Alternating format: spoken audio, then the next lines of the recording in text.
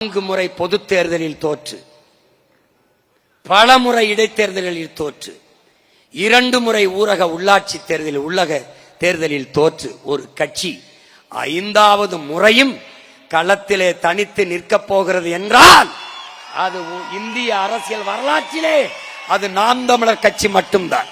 இம்முறையும் 234 போட்டி, 117 இடம் பெண்களுக்கு, 117 இடம் ஆண்களுக்கு, அதிலே 134 இடங்கள் வெறும் இளைஞர்களுக்கு என்பதை எண்ணரும் தமிழ் தம்பி தங்கைகள் புரிந்து கொள்ள வேண்டும்.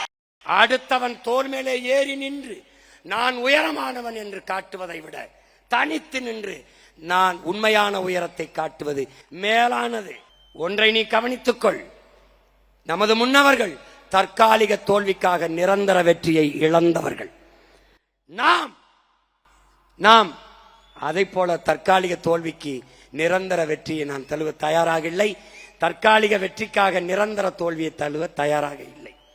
அதை புரிந்து கொள்ள வேண்டும்.